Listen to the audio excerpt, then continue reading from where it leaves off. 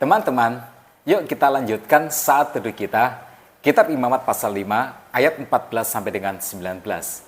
Nas ini diawali dengan firman Tuhan kepada Musa di ayat yang ke-15, apabila seseorang berubah setia dan tidak sengaja berbuat dosa dalam sesuatu hal kudus yang dipersembahkan kepada Tuhan, maka haruslah ia mempersembahkan kepada Tuhan sebagai tebusan salahnya seekor domba jantan yang tidak bercela dari kambing domba, dinilai menurut sikal perak, yakni menurut sikal kudus, menjadi korban penebus salah.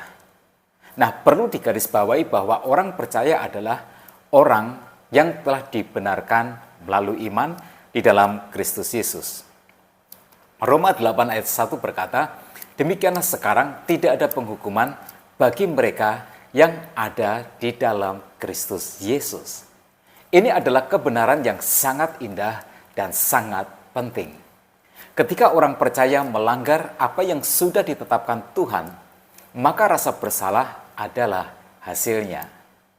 Bagi orang yang memiliki hati nurani, maka rasa bersalah adalah beban yang sangat berat. Rasa bersalah itu akan membebani hati nuraninya dan menghalangi jalannya untuk memiliki perdamaian dengan Tuhan. Rasa bersalah itu juga akan menghalangi hubungannya dengan orang lain. Rasa bersalah akan mengacaukan pikiran dan fokus kita sampai kita tidak mampu untuk memberikan perhatian penuh kepada tanggung jawab kita.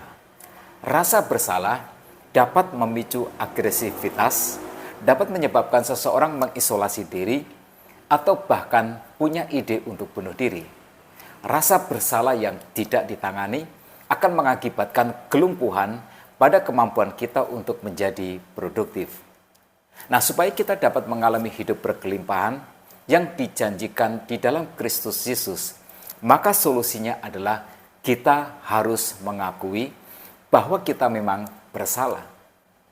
Pengakuan ini harus dibarengi dengan iman, sebab satu-satunya pegangan kita adalah sarana yang ditentukan Allah, yaitu melalui Injil Tuhan Yesus Kristus. Ini adalah untuk umat perjanjian baru. Tetapi untuk Israel yang sedang dalam masa penantian penggenapan akan janji Mesias, sarana yang Tuhan berikan adalah persembahan korban penebus salah. Persembahan ini ditentukan Tuhan untuk mengatasi masalah seseorang yang bersalah.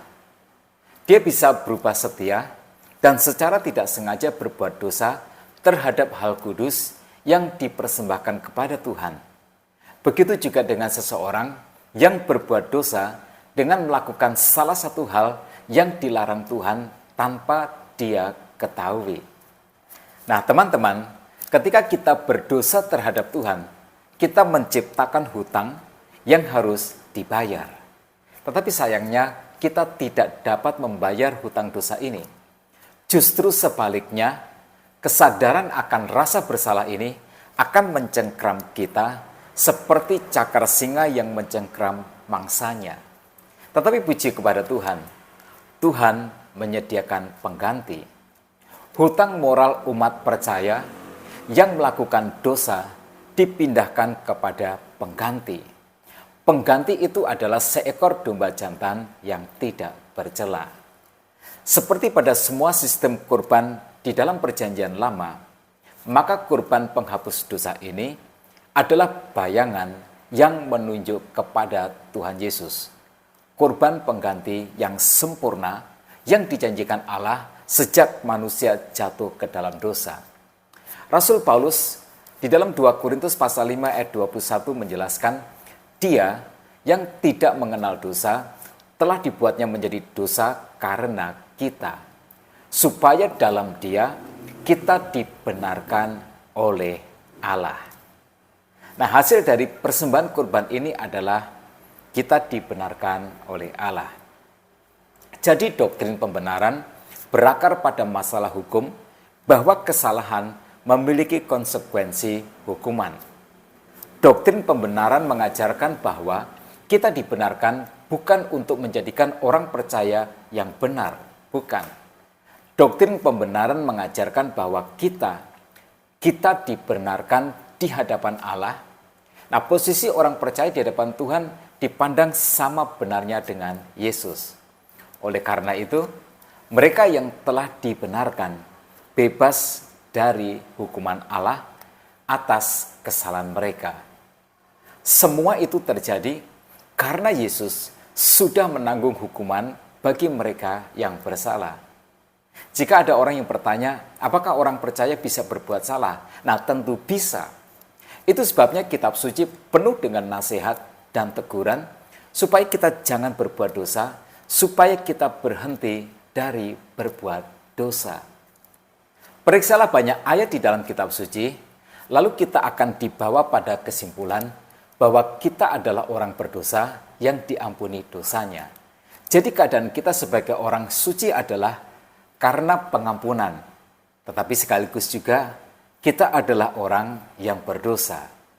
Nah, ingatlah bahwa orang percaya diselamatkan oleh iman, bukan oleh perbuatan. Perbuatannya tetaplah perbuatan yang bisa berdosa. Nah, yang perlu diperhatikan dari ayat 15 sampai dengan 19 adalah tanggung jawab si pendosa. Dia harus bertobat, dia harus menanggung kesalahannya, dia harus mempersembahkan korban penghapus dosa, dia harus menjalani semua proses untuk didamaikan dengan Allah.